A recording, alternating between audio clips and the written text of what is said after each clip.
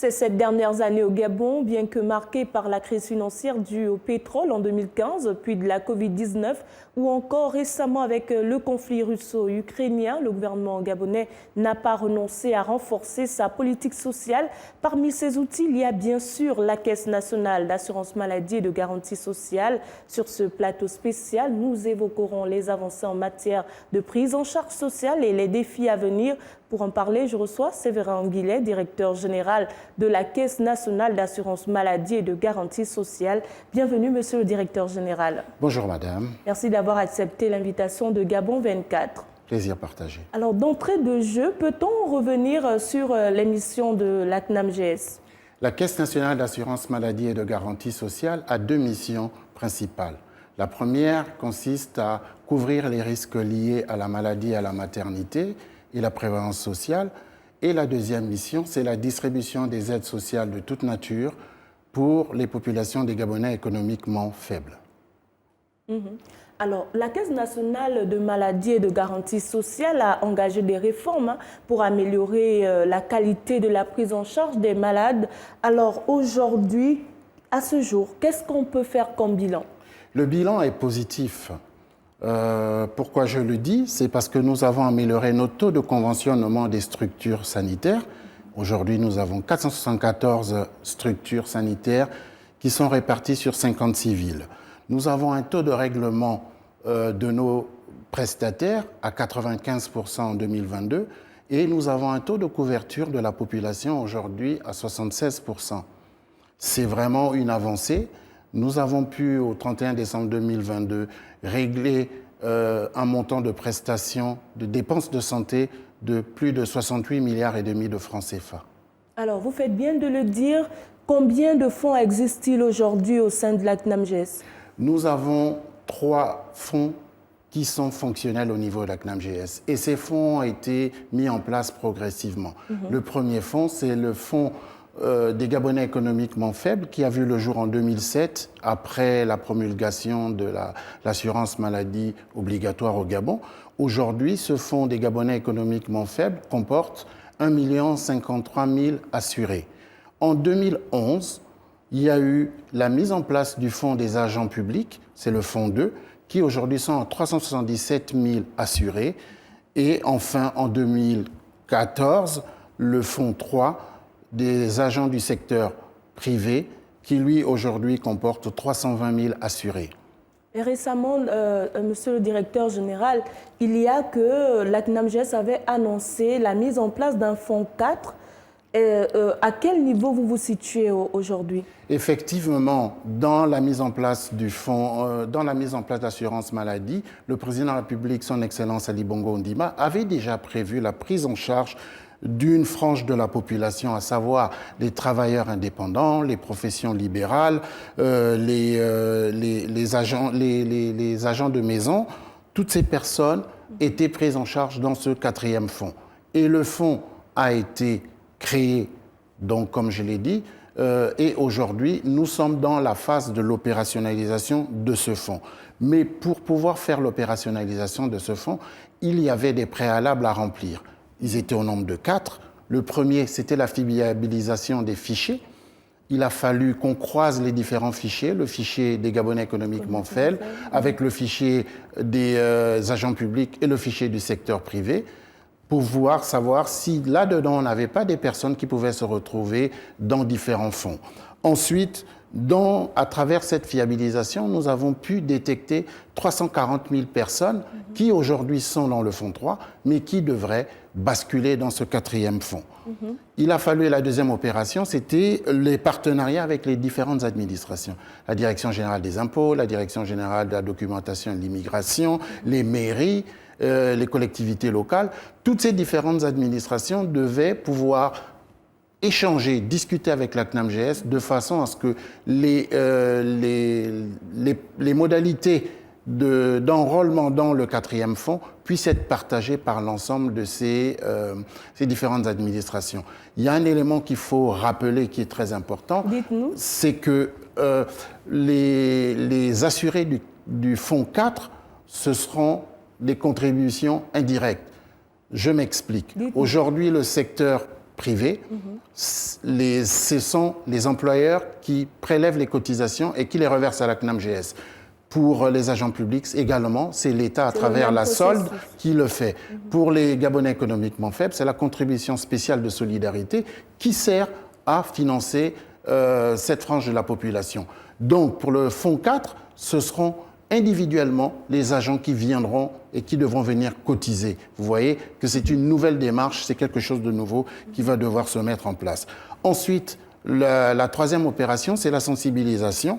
La sensibilisation, il faut sensibiliser donc ces différentes populations pour leur expliquer comment ça va fonctionner, quelles seront les démarches à entreprendre, qu'est-ce qu'elles devront mettre en œuvre pour pouvoir bénéficier de cette couverture assurance maladie. Et pour la dernière opération, ce sera l'immatriculation qui interviendra d'ici fin 2023 avec un accès direct aux soins pour ces populations qui seront immédiatement enrôlées. Alors, parmi les activités de la CNAMGS, il y a le processus d'évacuation sanitaire. Oui. Alors, où en est-on aujourd'hui? Le processus d'évacuation sanitaire fonctionne mieux. Nous avons revu la procédure. Ce qui se passe comment? Aujourd'hui, c'est le médecin traitant qui fait une demande à la commission d'évacuation sanitaire de la CNAMGS. Aujourd'hui, cette commission qui fonctionne avec un arrêté ministériel, qui compose les membres, reçoivent la demande du médecin traitant et aujourd'hui, nous traitons les dossiers tous les lundis et les évacuations sanitaires se font en règle générale après 14 jours, c'est-à-dire contacter les partenaires à l'étranger, obtenir les devis, sélectionner les devis en fonction de la pathologie et de pouvoir envoyer l'assuré enfin en déplacement. Mais il y a également des procédures d'urgence. Aujourd'hui, la CNAMGS permet d'évacuer des Gabonais économiquement faibles en moins de 48 heures. Oui, parce que 14 jours, c'est tout de même long, monsieur le directeur général.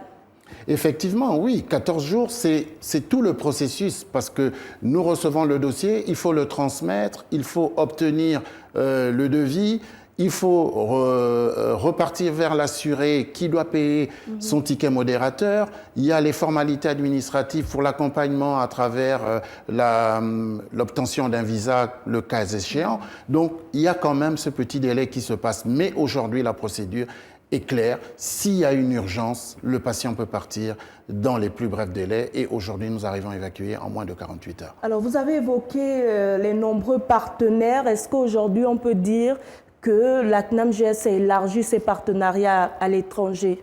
Aujourd'hui, nous travaillons sur 5 pays.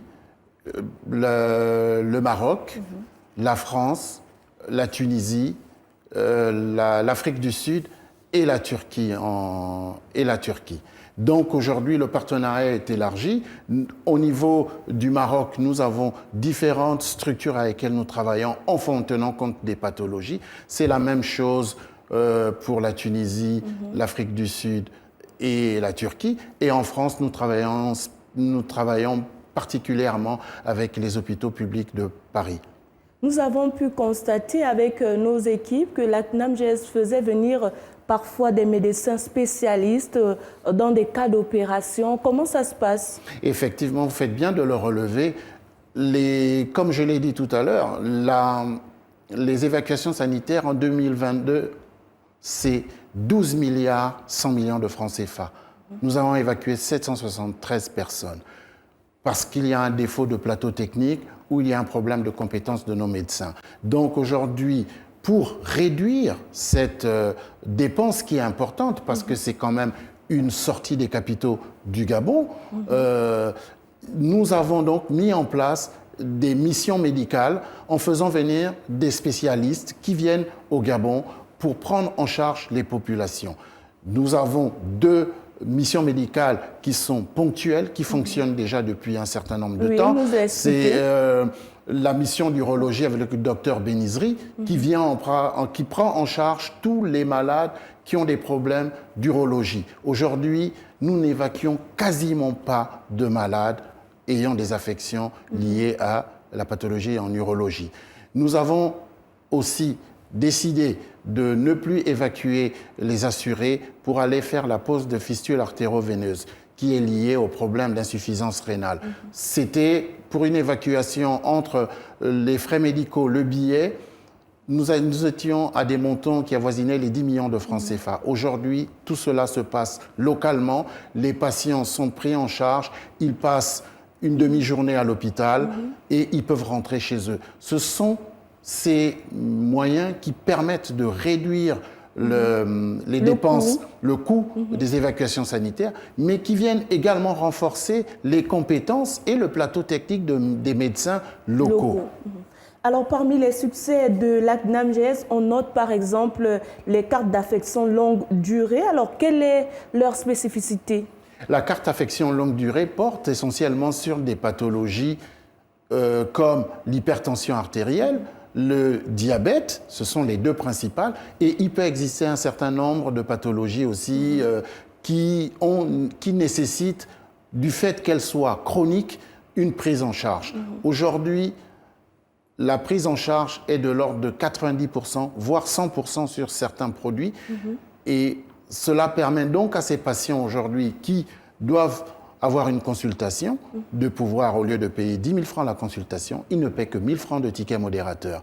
La carte affection longue durée a subi également une nouvelle procédure, c'est celle qui emmène le patient qui a été diagnostiqué une première fois atteint d'une pathologie, de pouvoir suivre dans les 6 premiers mois et d'avoir une confirmation par son médecin qu'il est bien réellement en pathologie chronique. Et à ce moment, nous lui délivrons cette carte affection de longue durée qui permet de prendre en charge ses soins.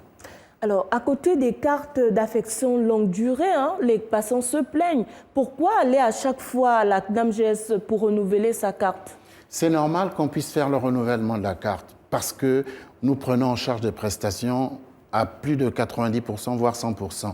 Donc, il est normal pour nous de donner une validité de 2 ans de la carte et au bout de cette période, le patient n'a qu'à juste se représenter et nous délivrons à nouveau une nouvelle carte. C'est pour un meilleur contrôle, un meilleur suivi de nos assurés. Il y a des récépissés qu'on renouvelle après 2 mois, par exemple.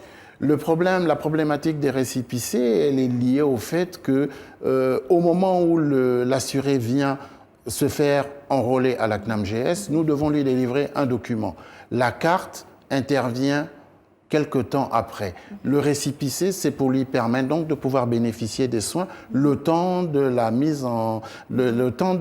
l'établissement de la carte. Ce que nous constatons malheureusement, c'est que nous avons des centaines de milliers de cartes aujourd'hui à la CNAMGS et les gens ne viennent pas les récupérer, mais se contentent d'avoir un récépissé. Est-ce que vous avez communiqué là-dessus?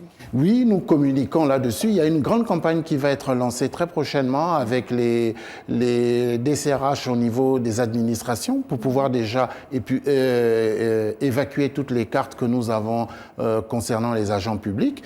Et nous allons nous rapprocher aussi des entreprises pour permettre à leurs salariés, sur leur lieu de travail, de pouvoir récupérer ces cartes. Est-ce que la prise en charge est effective aussi au niveau des dispensaires, au même titre que les CHU, au même titre que d'autres structures hospitalières?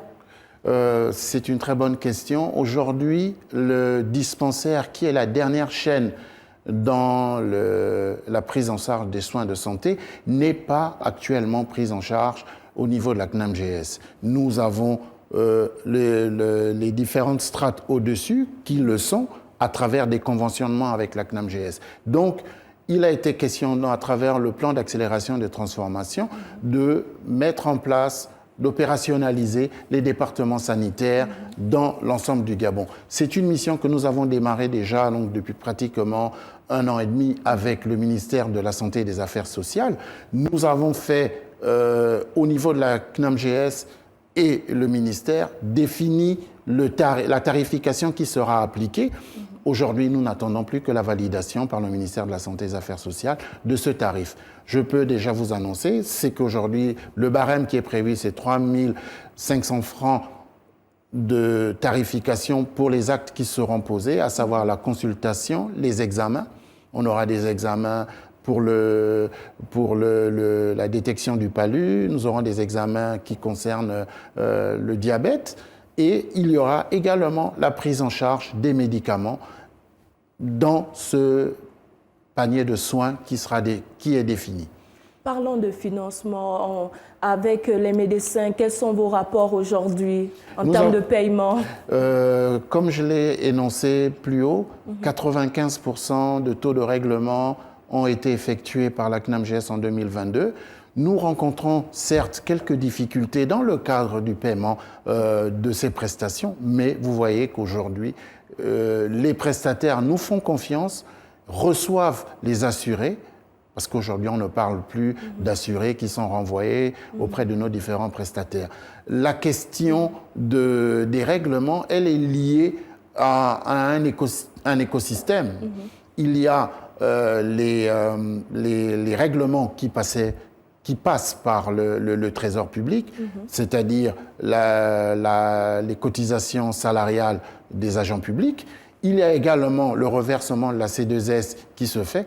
Et c'est dans ce mécanisme-là que la Direction générale de la comptabilité publique et du Trésor reverse à la CNAMGS. Donc il peut y avoir à certains moments un peu de décalage dans les règlements, mais la CNAMGS parvient à pouvoir honorer ses engagements auprès de ses prestataires. Et je le rappelle, nous avons un taux de règlement à 95%, même si la cadence de règlement n'est pas celle que nos partenaires attendent. Je voudrais aussi préciser une chose, c'est que au niveau du médicament, qui est le poste de dépense le plus important de la Caisse, avec plus de 22 milliards de dépenses, aujourd'hui, nous avons mis en place, pour une célérité dans le règlement, parce qu'un Gabonais qui va à l'hôpital et qui ne peut pas avoir ses médicaments, c'est un Gabonais qui ne se sent pas soigné. Donc aujourd'hui, ce qu'on a fait, c'est que toutes les petites pharmacies ont été conventionnées auprès d'un partenaire bancaire pour prendre en charge les règlements de ces factures de façon plus régulière, 2 fois par mois. Et aujourd'hui, nous avons quelques structures, quelques pharmacies importantes qui ont des montants donc bien plus élevés et qui sont, elles, traitées directement avec la CNAMGS. Monsieur le directeur général, il y a tout de même des patients qui sont rejetés dans des structures hospitalières. Qu'est-ce que vous répondez? Pour moi, ce n'est plus d'actualité. Comme je l'ai expliqué, nous faisons beaucoup d'efforts pour prendre en charge les prestations de santé auprès de nos partenaires. Et je tiens ici à remercier justement la collaboration qui existe entre ces prestataires et la CNAMGS, qui aujourd'hui ont un climat de confiance et permettent ainsi donc que les assurés soient pris en charge dans ces différentes structures. Alors, aujourd'hui, on dénonce régulièrement des actes de fraude dans le système de prévoyance au Gabon. Qu'est-ce que vous répondez à cette question? La prévoyance sociale est, on va dire, une partie très importante dans le dispositif social au Gabon, parce qu'elle concerne les populations vulnérables, à savoir les Gabonais économiquement faibles. Dans les prestations sociales, nous avons 5 types de populations qui sont prises en charge. Il y a les jeunes en difficulté, il y a les mères célibataires, il y a les personnes âgées, il y a les conjoints survivants sans ressources et il y a les personnes vivant avec un handicap. Ces différentes populations bénéficient des aides soit directes, c'est-à-dire des allocations, soit indirectes, c'est-à-dire la prise en charge d'un certain nombre de leurs prestations. Aujourd'hui, les prestations sont basées sur les subventions qui nous sont versées par l'État, mais je puis l'affirmer qu'en 2022, 3,7 milliards ont été mis à disposition de la CNAMGS et ces 3 milliards ont permis de pouvoir prendre en charge ces différentes populations. Concernant la fraude, nous avons mis en place un dispositif au sein de la Caisse avec une équipe dédiée aux filets de protection économique et sociale, les filets sociaux. Ces différentes équipes sont en charge de ces différentes populations et prestations. Aujourd'hui, des procédures ont été mises en place qui sont conformes à la réglementation, c'est-à-dire que si vous faites une demande pour le financement de votre formation pour un jeune qui a moins de 25 ans, il faut qu'il ait moins de 25 ans, il faut qu'il soit un Gabonais économiquement faible. En fonction de l'établissement, on va s'assurer qu'il est bien scolarisé dans l'établissement. Et derrière tout cela, il y a un nouveau procédé qui fait en sorte que nous avons considérablement réduit de quasiment 50% ces types de fraudes qui pouvaient exister parce qu'il y avait des gens qui étaient, par exemple dans les établissements scolaires, qui pouvaient être enregistrés mais qui n'allaient pas en classe. Ça donnait lieu à des paiements par la CNAMGS. Aujourd'hui, c'est des choses qui ne peuvent plus arriver. Monsieur le directeur général, ce n'est pas assez vulgarisé parce qu'aujourd'hui, on se demande qui doit réellement bénéficier de ces allocations. Peut-être nous expliquer les différentes populations qui sont des cibles par rapport à cela. Oui, effectivement, les aides sociales, comme je l'ai si bien dit, portent sur 5 cibles. Les jeunes de moins de 25 ans, les mères célibataires de jusqu'à 45 ans, les personnes âgées, les personnes vivant avec un handicap et les conjoints survivants sans ressources. Nous allons très prochainement reverser à 17 000 conjoints sans ressources une allocation pour un montant global de 500 millions de francs CFA. C'est vraiment des réalisations qui se font. Nous avons payé pour pratiquement 800 millions de francs CFA à 9 000 personnes vivant avec un handicap sur l'ensemble du territoire. Nous voulons améliorer la formation des jeunes et aujourd'hui nous avons par exemple signé un partenariat avec École 241 où 45 jeunes Gabonais vont pouvoir bénéficier d'une formation dans les numériques. Ce sont des métiers aujourd'hui qui sont porteurs et d'ailleurs le chef de l'État a visité l'École 241 pour s'entretenir avec cette cuvée spéciale de la CNAMGS. C'est une opération que nous avons réalisée sur 3 ans, permettre donc à des jeunes Gabonais de bénéficier d'une formation et de pouvoir avoir un emploi ou de devenir un auto-entrepreneur. Monsieur le directeur général, est-ce que vous avez un mot de fin? Le mot de fin que j'aurais, c'est de dire que les Gabonais devraient être fiers de la CNAMGS. On a une fierté parce qu'aujourd'hui, la CNAMGS est un modèle qui est envié dans l'Afrique. C'est un modèle qui fonctionne, un modèle qui est résilient. Je suis fier de la CNAMGS parce qu'aujourd'hui, elle prend en charge la population gabonaise, c'est-à-dire un Gabonais qui est malade, peut se soigner et n'a pas à se soucier de la prise en charge de ses soins médicaux, puisqu'aujourd'hui, le ticket modérateur n'est que de 20% sur des pathologies classiques et peut aller jusqu'à 90%, voire 100% sur des pathologies lourdes. Pour les pathologies coûteuses comme le cancer et les hémodialyses, les assurés sont pris en charge à 100% par la CNAMGS. Et aujourd'hui, sur les hémodialyses, c'est 3 séances par semaine, c'est entre 80 000 et 140 000 francs qui sont pris en charge par l'État. Et donc, ça fait qu'on n'a pas à se soucier de cela. C'est plus de 7,5 milliards de francs CFA qui sont dépensés pour ces populations pour permettre à ces gens-là de pouvoir être en bonne santé.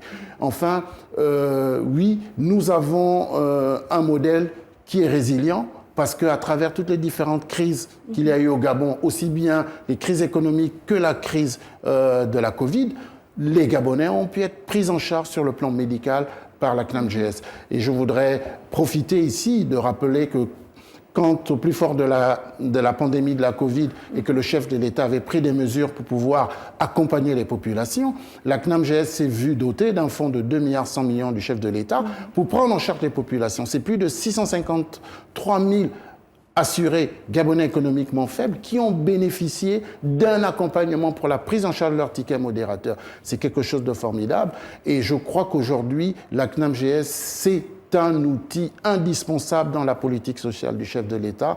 Et aujourd'hui, la CNAMGS a fait un résultat excédentaire de 2,1 milliards. C'est la première fois que ça arrive. Ce n'est pas la vocation d'une caisse, mais aujourd'hui, on a une caisse d'assurance maladie qui fait un résultat positif.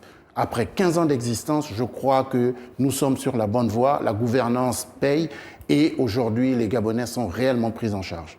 La Caisse nationale de garantie sociale compte à ce jour 1 750 000 assurés. Ce sera votre mot de fin, Monsieur Séverin Anguillet. Je rappelle que vous êtes le directeur général de la Caisse nationale de maladie et de garantie sociale. Merci d'avoir accepté l'invitation de Gabon 24. Merci, madame. C'est la fin de ce plateau spécial, chers téléspectateurs. À bientôt sur Gabon 24.